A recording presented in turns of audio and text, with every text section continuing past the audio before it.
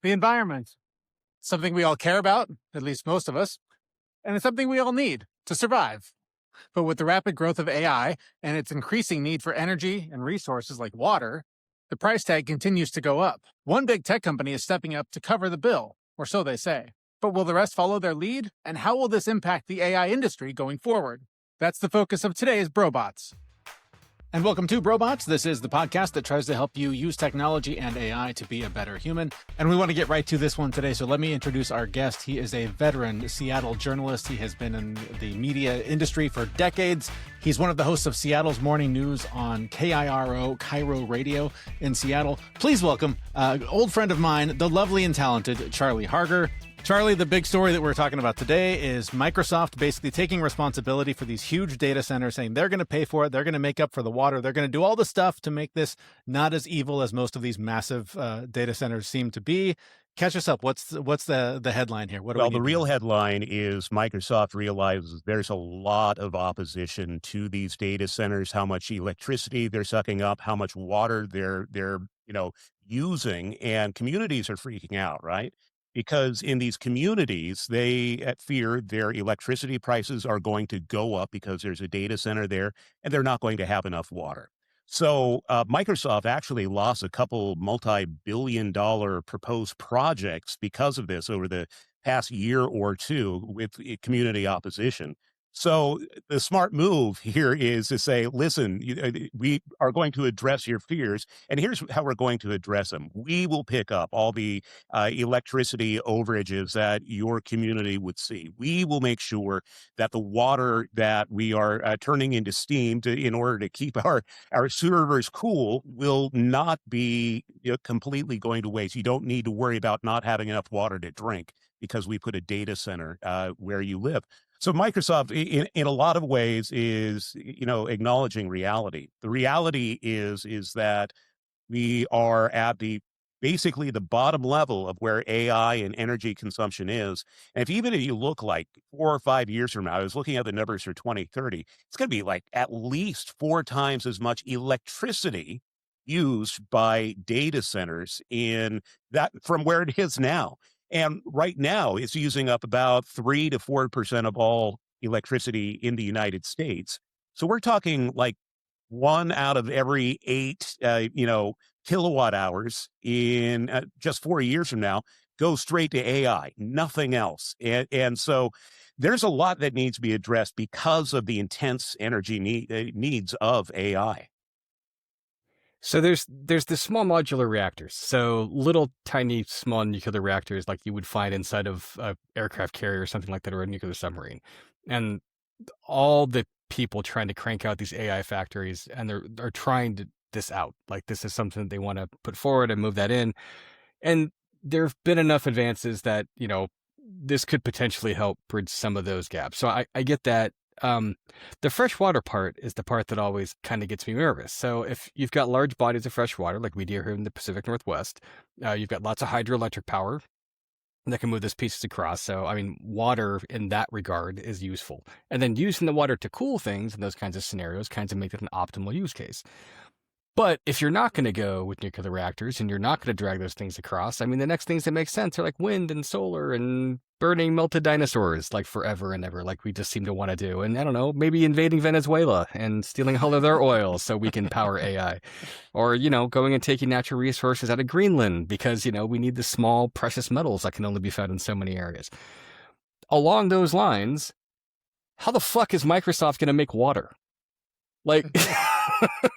Where is this going to come from that they claim that they're going to help? Yeah, I think your key point of the Pacific Northwest, the northern latitudes in North America, not as much of an issue, right, as if they're going to build a data center out in Arizona and Texas, what have you. So those are a lot of considerations. They're really going to, you can make this broad announcement. I'm sure they have a plan. I would really like to see precise. Right. How they plan to do that. And to your point about, small reactors, Microsoft, what was it last year, just brought up a dormant reactor at 3 Mile Island. So this is not, some sort of sci-fi future speak. So you have a lot of atomic companies that are coming aboard. I think one of them is called the Atomic Company. I forget the name of it, but they're really gung ho. Uh, and you will also note as well that fusion is becoming more and more prominent in terms of even President Trump. You saw this, right? That he folded his publicly traded company into a fusion energy company. I think, the Trump family might have a sense that is where the money is because, right now we do not make enough electricity at all to keep up with the increasing demand of the robots. Well, and we don't have a grid that'll support it. I mean, that's the other thing that people don't realize is that in order for you to get electrons from point A to point B, you have to have a shit ton of copper. And one, we don't have enough copper. Two, there's not enough copper to like make a national grid to actually transport these things. So you have to put the power source close to the thing so you don't have to run as much line. And we're not known for like doing that well. Like we were known for, creating MVPs of electrical transport for long periods of time. And we have an aging, deteriorating infrastructure with electric cars that people are trying to pull online and AI so we can make, better cat videos and better social memes. But I don't see the value in this for the consumer or for the people. I see the value in this for people looking to strip money out of people's pockets and these small communities saying, hey, come on in, we'll let you put these pieces in. Just like we used to have, people saying we'll put a refinery next to your town or we'll put a power plant or a transfer station in your neighborhood. This is going to be a NIMBY problem. And do you think this is the not in my backyard call of the future where people are going to be like, yeah, I guess you can put in a small cell nuclear reactor or a fusion reactor next to my hometown because we're going to have really good water. Yeah. I wonder if that is the case because I also don't see an alternative, right? That somehow AI is just going to stop, that we're going to stop producing it. That's what I can't get my head around. And I'm glad at least Microsoft is addressing the issue, right? They recognize it's a problem. They say here are the issues. You haven't heard Sam Altman say that. You haven't heard Elon Musk say that. You haven't heard any of the Chinese AI companies say that. So maybe we do at least need to be putting a stake in the ground. Yeah. And I think, when you look at these big tech companies and the usual lists of like, who's the biggest monster on the planet, Microsoft usually ranks lower, right? They're like 10 or 12 when the big guys are up 1 or 2. So it's not surprising that they would sort of be the first ones to say, hey, we recognize there's a thing we're doing that could be bad. We should do something about it. But also the environmental impact of AI, the water we're talking about here, it's just, going to dry the planet up faster than anyone's aware of. Like, is this a PR play? Is this them trying to get good headlines and get positive attention on this? Or do they recognize a problem? And are they genuinely trying to be in front of a solution? I think, well, first of all, they clearly recognize it's been a $1 billion problem for them when they can't build these data centers and they have the community opposition. So they get that, but it's all PR. It's always PR because that is the lifeblood they have right now. They at least have a little bit of credibility. Compared to Microsoft 30 years ago, where the federal government in the United States had to threaten to split them apart. They were a monopoly, and they were doing some not great things. I think they recognize that and want to get ahead of the PR now because this is going to be a bigger and bigger issue. So at least saying what they believe the solution is, maybe that helps bring other AI companies aboard as well. Well, but also the impact on people too. Like, how many jobs does this create? Are these data centers just buildings full of machines that run on autopilot, or are there actually going to be people in there that this will be, populated by workers? I imagine that AI plays a big role in that, Jeremy. So I don't want to say exactly how many. Right now, there are going to be a lot of people. Who knows what that'll be 10 years from now? Right. Someone has to swap hard drives. Someone has to pull cable. Someone has to run disks. Someone has to clean, the spills when the water busts out of the water cooling system and drops onto things. Like, there's going to be a requirement for meat puppets for a while until we figure out a way to automate these pieces and create little tiny machines to go through and start pulling things out of racks and putting the right cables in the right spot. I mean, and along those lines, I mean, Microsoft is number 4 in terms of market cap globally. So, I mean, they're worth $3.426 trillion. The most valuable, NVIDIA, the people that make the chips. After that, it's Google. After that, it's Apple. Number 5, Amazon. So you can just look at this and go, huh, so the top 5 companies all have their hands in AI, consumer electronics, and a vested interest in building out these big data centers. And there is something definitely to be looked at and feared by the fact that these people don't have constraints against them. Like, we've deregulated this to the point where we don't want anything getting in the way of these people building these new technologies, because we think this is an arms race. And this is a geopolitical arms race. And if we slow down, we're going to get taken over by somebody else's better AI. And the only country that really has a chance of doing this to us is China. And they're not as constrained by environmental factors as we might be or have not been traditionally. And I think we're becoming more like them than they are like us. So the current administration certainly seems to be more open to that. Charlie, what do you think of that? I think you really have hit the nail on the head, right? Because do we want to live in a world? This is really West versus East.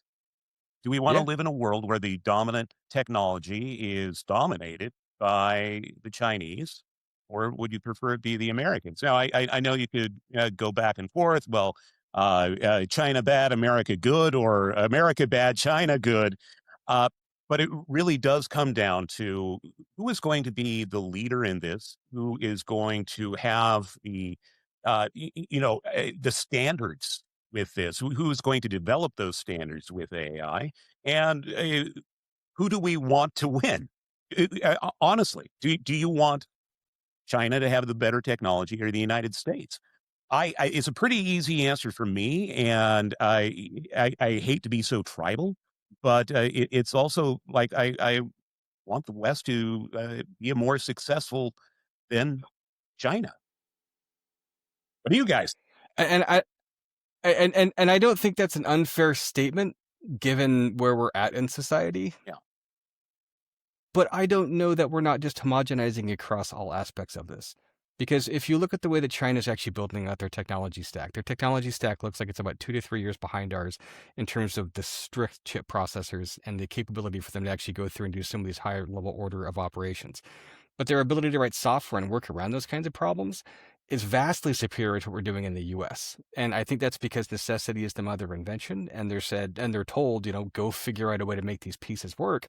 And I think the homogenization of the technology and the way that they're trying to put these things into play is definitely a big issue.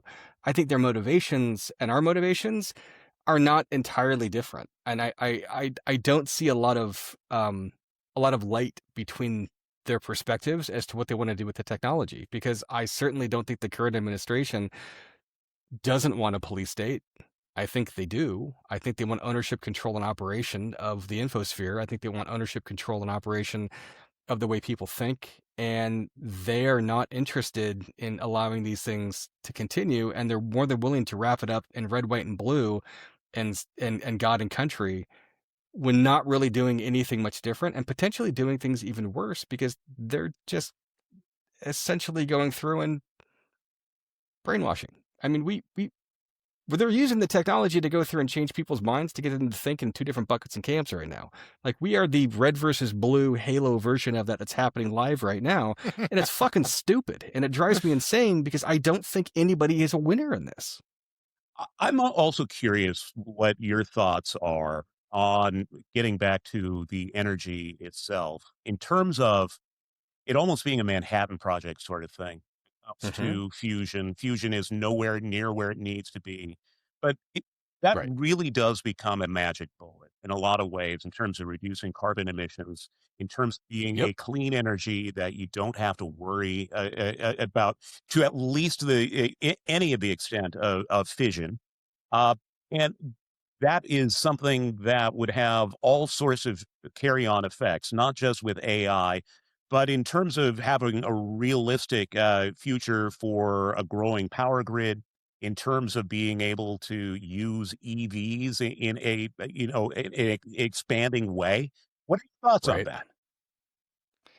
So I think you can see what the geopolitical interest is right now in regards to this, because the US, China, and several other countries all have moon projects going on. And the reason they have moon projects going on is because the largest source of of material for fusion is helium-3.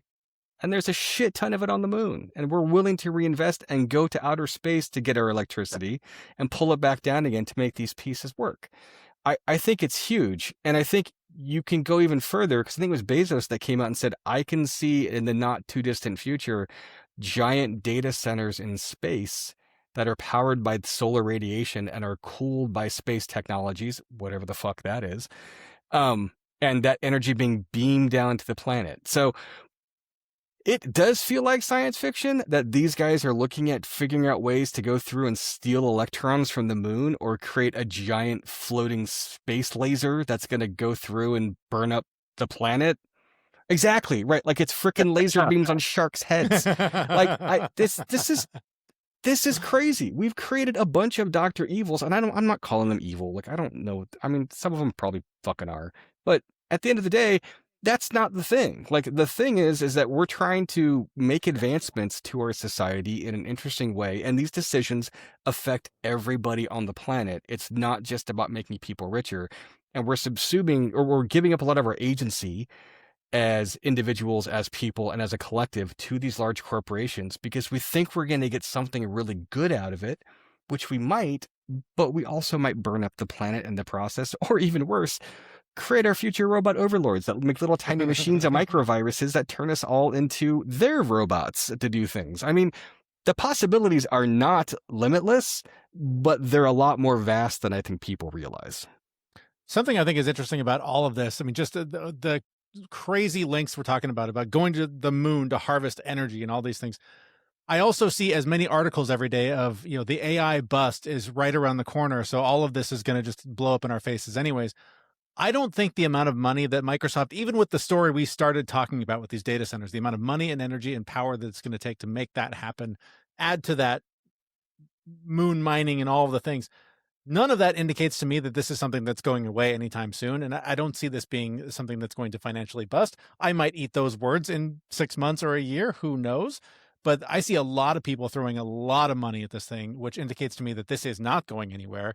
And so anytime I see a company like Microsoft that's doing something that at least on the surface looks like they're trying to do it for the right reason, I'm going to get behind it because there's a lot of evil that can power something like this for a lot of bad intentions. As an old guy now, I just turned 50, Jeremy. Just turned 50. I'm right behind you, brother. I'm right behind you. Wait a minute. I'm the oldest one on the call. You're the oldest one here, Grandpa. But I lived through the dot-com bust of the late 90s. I worked for a startup. We thought we were all going to be millionaires by the time we were 30. And dot-com had a bust. Internet did not bust. The underlying technology did not bust. Some of the harebrained business ideas that were using the technology, those are the ones that went bust. So AI, 100x valuations, those stock options, they were beautiful. I worked for Altium, and we got bought by Nortel for 70-1. So I was on one of those rides, and then it exploded. Yeah. So I guess my thinking is that there is no turning back on AI. Some of the AI companies certainly are going to go, but the underlying technology, I don't think there's turning back. Absolutely. Right. Well, and you can look at this from a different angle. Right now, to make AI work and to make all the infrastructure work and everything else, you require humans. You require people to get up and do things. So there's jobs that are going to be available for a long period of time until we create robots that can actually do these human-like things. And if none of you have watched it, I highly encourage you to watch all the General Dynamics pieces, all the General Robotics pieces, where they're making things that do human things well and better than humans. I would also encourage you to reach out and watch the other ones where they have made robots that are supposed to do human-like things that freak out and attack humans. Those are all worth watching. My favorite video on the internet right now is a guy who's like doing a martial arts technique, and it's like mocapped to the robot. Yep. The robot's mimicking him. They turn around, the robot kicks him square in the nuts. It's my favorite thing to watch on the internet. It is the best. This is just your America's Funniest Home Videos pitch, like all over again. The show "Getting Hit in the Nuts" is like the perfect title. Now it's getting hit in the nuts by robots. Like, the best. It's so good. Charlie, I know this is a pretty big deal for a podcast. If you want to promote your little radio show to try and grow an audience, feel free to mention it. Well, thanks for your opportunity, Jeremy. No, you can. I host Seattle's morning news, KIRO News Radio, mynorthwest.com every weekday morning. Check it out. I'm on video. I make funny faces. He does make funny faces. Fantastic Charlie, show, Amanda, folks. It is a fantastic show. Charlie and I worked together for a long time in radio. He's one of the best guys in the business. I worked with a lot of people in this business.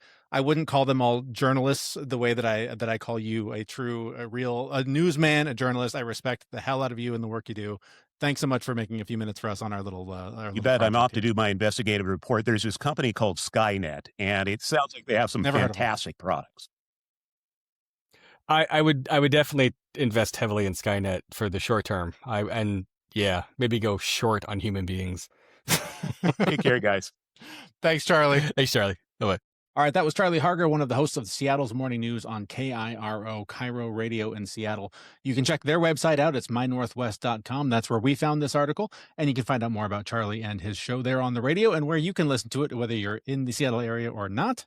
And of course, we'll have that linked at our website, probots.me, where we'll be back Monday morning with another episode. Thanks so much for listening. Make sure you hit subscribe. And if you think this would be helpful for someone to listen to, feel free to pass it along. Again, those links are at probots.me. We'll see you next week.